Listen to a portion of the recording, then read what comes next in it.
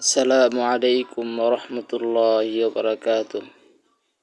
সম্মানিত দর্শক, আপনারা কেমন আছেন? আশা করি ভালো আছেন। আজকে আমি যে বিষয় নিয়ে আলোচনা করব সেই বিষয়টা হচ্ছে শরীর বন্ধ করা নিয়ে। অনেক সময় দেখা যায় যে আমাদের নানা রকম সমস্যা বিপদে হয়ে থাকে, বিশেষ করে বদনজর।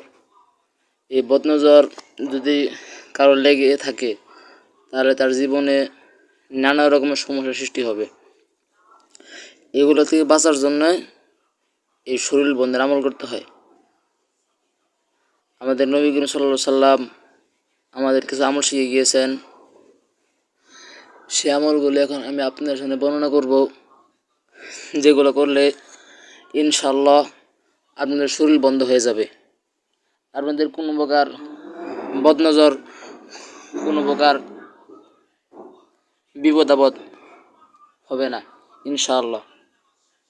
তো আসুন এই বিষয় নিয়ে আলোচনা শুরু করি।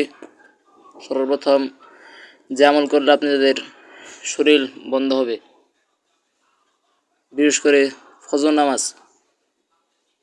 সকালে ঘুম থেকে উঠে ফজর নামাজ আদায় করে ফজর নামাজের পরে সূরাতুল ইখলাস, সূরাতুল ফালাক, সূরাতুন নাস, এই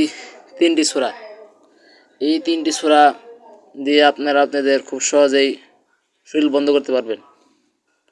যার দ্বারা শরীর বন্ধ করলে আপনাদের কোনো প্রকার জিনের সমস্যা, বদনজরের সমস্যা, কোনো প্রকার বিপদ হবে না ইনশাআল্লাহ।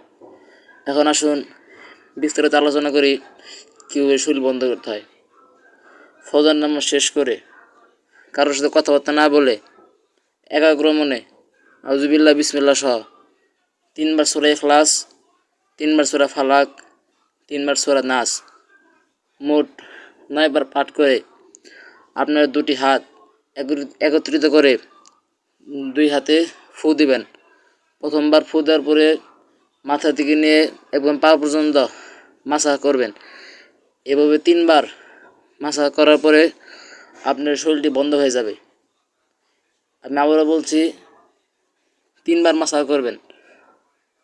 একবার মাসাজ করার পরে আবার হাতে ফু দিয়ে আবার মাসাজ করবেন। এভাবে 3 বার মাসাজ করবেন। তাহলে ইনশাআল্লাহ ফজরের সময় করলে সন্ধ্যা পর্যন্ত, অর্থাৎ মাগরিব নামাজের আগ পর্যন্ত আপনাদের শরীর বন্ধ থাকবে। আবার মাগরিবের সময় এই আমল করলে ফজর নামাজের আগ পর্যন্ত আপনাদের শরীর বন্ধ